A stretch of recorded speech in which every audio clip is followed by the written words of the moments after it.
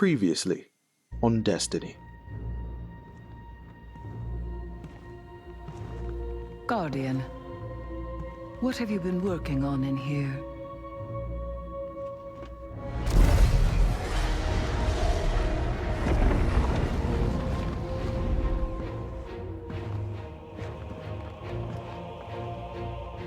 A pattern in Savathun's wings. She did give us what she promised. The last wish.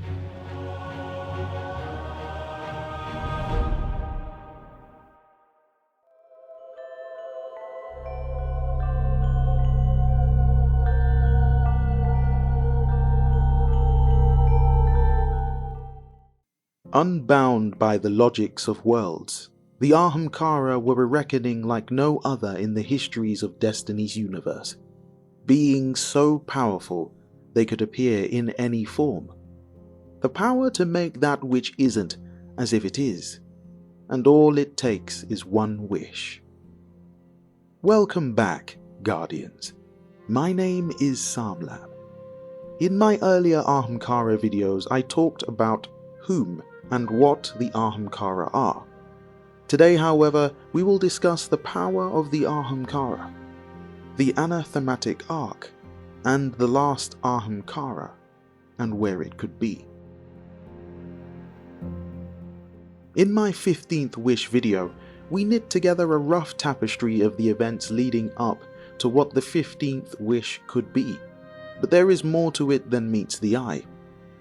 Riven of 1,000 Voices was once brought to Queen Mara Sov by Uldren Sov, her brother, after she had asked him to find a power greater than all others. So Uldren brought her a newly hatched whim. Riven was her name, and she was the last living Ahamkara. As she aged, Riven would serve Mara Sov and the Awoken as their greatest secret, being instrumental in the Dreaming City and Eleusinia until the Taken War began. During that time she was taken by Oryx, the Taken King, before he died, and would later conspire with Savathun, the Queen of Lies. Riven would grant a wish, cursing the Dreaming City to its very core. The Keep of Voices, the Awoken called it. She would grant the wish of Uldren Sov, whose desire for his fallen associates to be revived came true, bringing about the creation of the Scorn, Elixni, who had ingested dark ether. The Ahamkara would continue to seduce Uldren, working her way into his mind like a parasite. She impersonated his sister and tricked him into unsealing the Dreaming City in an attempt to free her from her prison. Petravenge would later summon the Guardians to slay the foul dragon and silence 1,000 Voices for good. It was with her dying breath that she granted Savathun's final wish, an eternal curse placing the Dreaming City into a calamitous loop, never to be broken. Riven was a young Ahamkara when Uldren Sov discovered her on a mission to locate a power that would enable Mara Sov to build an unbreachable Awoken city. The Ahamkara was drawn to Uldren's ambitions and allowed him to present her to Mara Sov. The whim took the name Riven for herself, in honor of our gracious hosts over the years. She grew and would follow Mara Sov in her exploits, becoming one of the most valued treasures in her possession. Wish granting played a pivotal role in the building of the Dreaming City itself. Mara, however, remained extremely wary of the fact that Riven is a wish dragon, and as such, she is untrustworthy. Mara would construct the Wall of Wishes, a mechanism to make bargaining with Riven safer, while simultaneously keeping her hidden away from Uldren and other potential sources of trouble. Let's just say that during the construction of the Dreaming City, it would be quite simple for Riven to deliberately leave gaps or spaces, making it easy to be exploited by others. The construction of the Dreaming City itself is incredible. It has never truly been explained how the Awoken use their own power. Lore has merely given us small glimpses into the power they are able to wield, whether traversing the Ascendant Planes or the unparalleled cosmic abilities of the Techians and their clairvoyant and telepathic natures. But most especially is the Ahamkara themselves, and how they are able to quite literally shape things at will. To understand the natures of the Ahamkara, I think it is important to unpack just how they do what they do by granting wishes. You may or may not have heard of the term anthem anatheme, or anathematic arc, or athenaeum. All three of these constructs are similar to one another. While they all bear similar names, each context has a specific paracausal function. But don't take my word for it. Have a listen to this lore entry from the hidden dossier. Your centuries of defeatism have left you with a bad case of learned helplessness. The documents are full of possible misunderstandings. One misunderstanding is that they are pointless, just complexity for the sake of confusion. The threads about Imbaru and power from confusion point this way. This is the stance that most amateur Guardian analysts seem to have settled on. It's all a lot of nothing, and there's nothing to understand in it. This is plainly foolish. The text is full of useful intelligence, including the excellent explanation of the anthem anatheme, an apparently accurate description of how Riven preyed on Guardians to create the curse. Another easy misunderstanding is that these pages are concerned with a real humdinger of a scheme, a manipulation of Hive tribute that requires Savathun's entry into the distributory. This could be true. The scheme could very well exist. But if so, why would Savathun advise us of such a scheme? Another easy misunderstanding is that these are love letters. Think before you laugh. The letters carefully establish a sense of shared physicality. The Eris voice asks you to center yourself in your breath and your body. It asks you to imagine her as a judoka, a swimmer, a football player. This is subtle work, a rock. It is the work of an alien that has taken on many forms and learned how to win trust in all of them. The letters plead with us for compassion. Not Eris describes herself as shy, pitiful, forlorn, afraid to share her true feelings for us. Not Medusa pleads for help as she disintegrates. At the center, we find the clearest profession of love. Thank you, sweet friend. You are a gift and a delight. You are more dear than my mother, for you have given birth to me 1,000 times. This dossier is particularly fascinating in that it reveals the truth that has been hidden in plain sight for quite a while. This is a conversation between quite a few Guardians, but two in particular, Ikora Ray and Jalal. Jalal's concern is that truth to power or the books of sorrow don't really hold any truths, and yet, that really is the issue. Savathun never lets her victims know whether she is speaking truth or lie, but holds information long enough to be presented in likely ways, evident in most events when the truth is quite simply staring us right in the face. The anthem anatheme is the predication of Riven's pathway to ascent, her door into the impossible and becoming something impossible. And the Imbaru engine functioned similarly, presenting truths so unrealistic we think they are lies, and lies so deep they couldn't be wrong. Riven used Guardians, warriors and merchants of impossibility to seed her own impossibility of creation, and she used Eris Morn to deliberately manipulate the Hive tribute system, so that Savathun could also benefit from this school of thought within her brother Oryx's court. Savathun understood the logic of Riven's power. Through observation, she was able to see how the Ahamkara would wield the power given to her, by her brother. It wasn't coincidental that Savathun would end up being in possession of a taken Ahamkara and a taken Vex mind.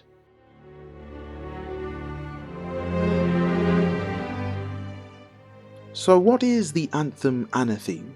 Simply put, it is a paracausal ability to change one's reality to suit one's purpose, to dominate a subjective universe to a subjective will.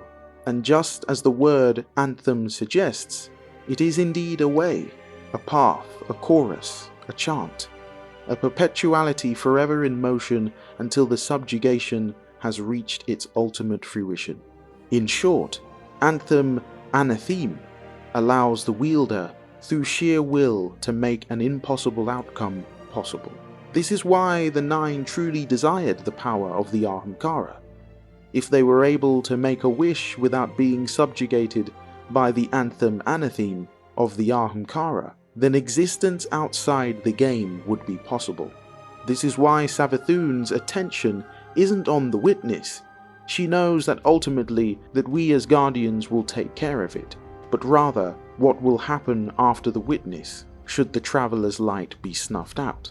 She needs a greater power to reach for and achieve her goals, and Wish Dragons are the closest creature she knows in existence, able to make new worlds of it.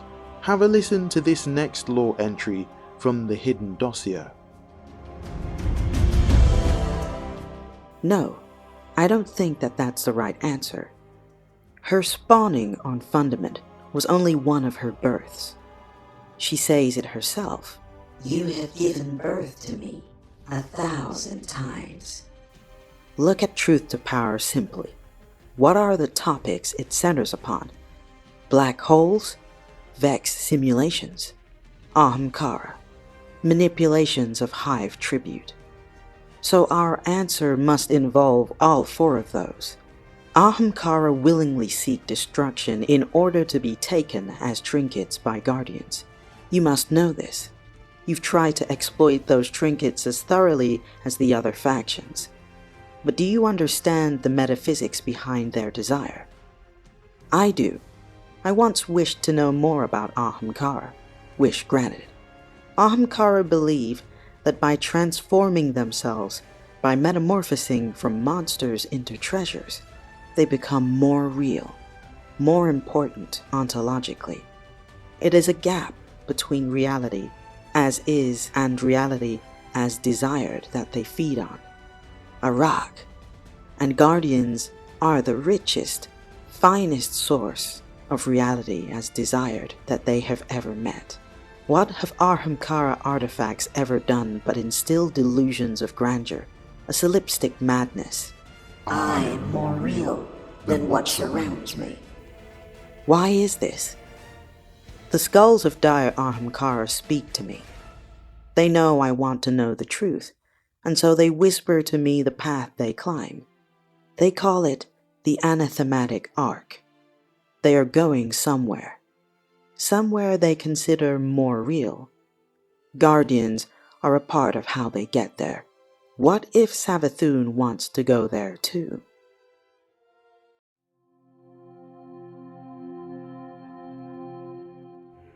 This is a great question. The truth, of course, isn't really hidden at all, but laid out in plain sight. In this lore entry, there are 4 points that laid out answer a simple objective that Savathun has implemented. Remember that the Queen of Lies cannot win. If she does keep her enemies guessing, just the utter mention of her name is tribute enough linked to her Imbaru engine. The first of these points is black holes, made up of dark matter. This is the very substance that the Nine themselves are formed out of.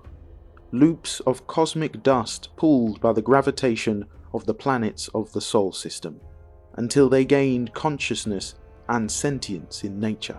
But it doesn't end there. Sterile neutrinos are also associated with the magnetic charge that comes from a black hole. Naturally, you've heard this before. This is the same magnetic charge detected anytime the Taken are about to appear.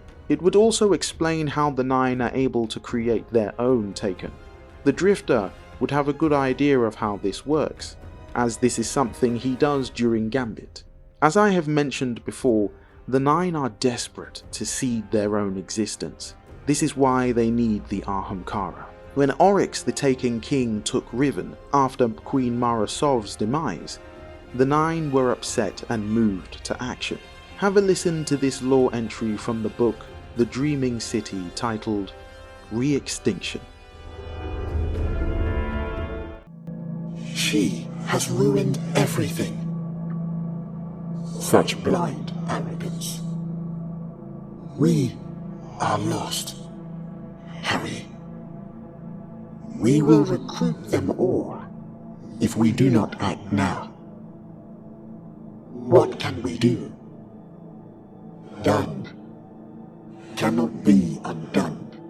Everything is lost. Kill them where they creep and crawl.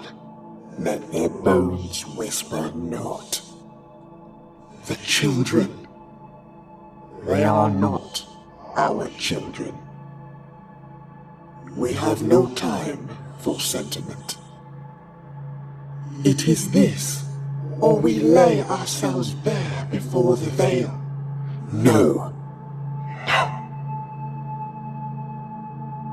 We must, before he takes them all.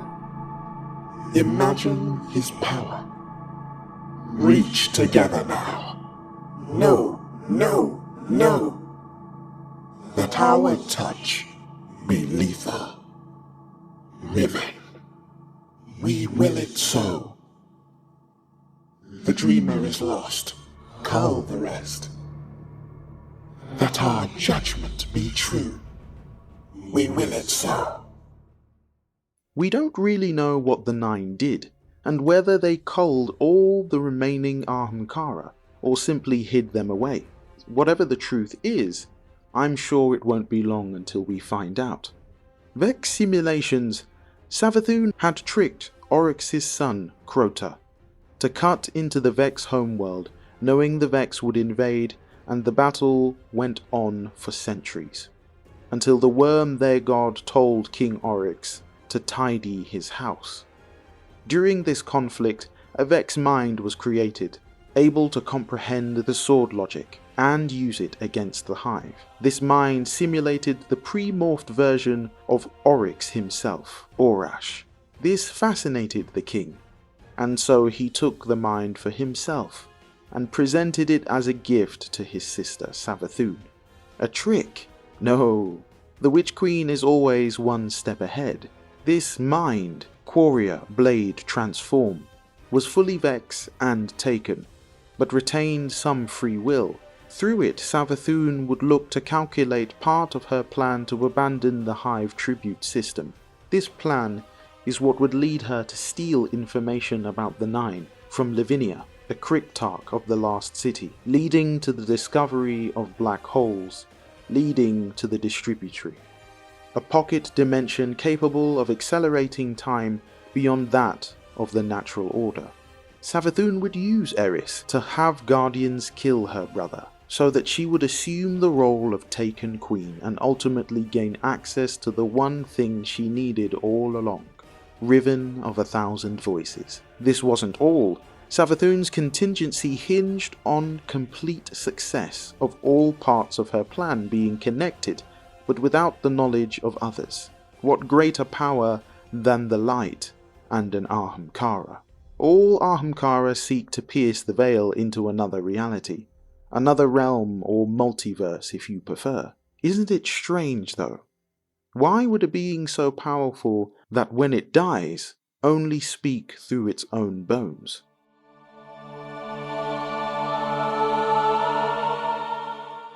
What if the 15th wish wasn't made by Marasov, Guardians or Savathun, but instead by Riven herself? Imagine that the last surviving Ahamkara understood that in order to truly reach the anathematic arc, she would need the light.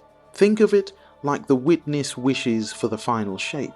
Similarly, Riven wished to ascend and become more real. But to what end? It's actually impossible to tell what, but I have some ideas. Before that, have a listen to this armament lore entry titled Bond of the Great Hunt.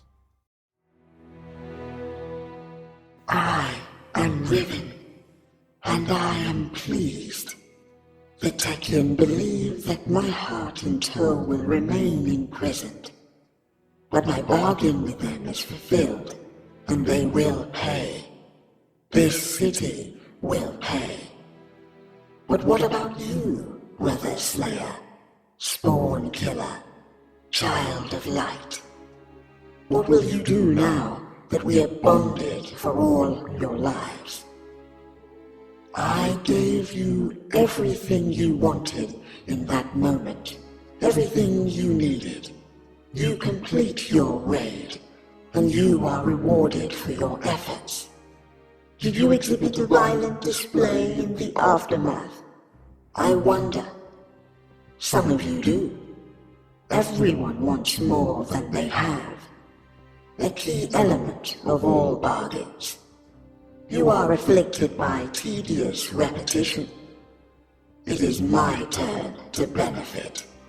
Most of those who bargain with me do not win, O murderer mine.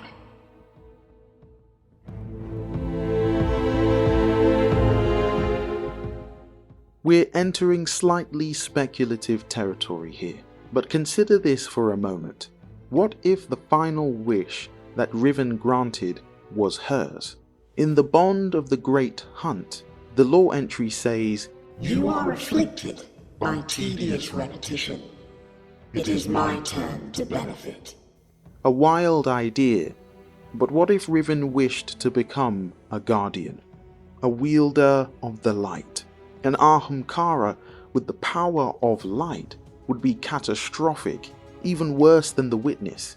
The anathematic arc plus the light equals unlimited possibilities. This would explain why Savathun and the Nine were so interested in observing guardians in the first place. Savathun became a guardian, the Nine created Gambit. This would also explain why there is a second Ahamkara egg.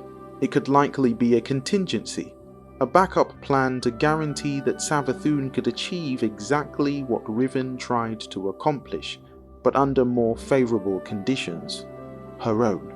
While this idea isn't concrete, I would love to hear your wild theories in the comment section. Let me know if you think this is possible. The concept art from Season of the Wish already gives us the idea that an Ahamkara has been bathed in light, more than just crystal. It will be exciting to see how things unfold, Guardians. Never ever give up. Have faith. This is the assurance of things we hope for, the conviction of things not seen. But that's all I have for you. Hopefully you have found this video helpful and easy to understand. If you did, be sure to comment below and give this video a like. I have more Destiny and Warframe videos making their way to the channel soon, so be sure to subscribe and click the bell to find out when my next video goes live. Remember that no matter what you're facing at this moment in time, you can do all things. Stay safe and Godspeed.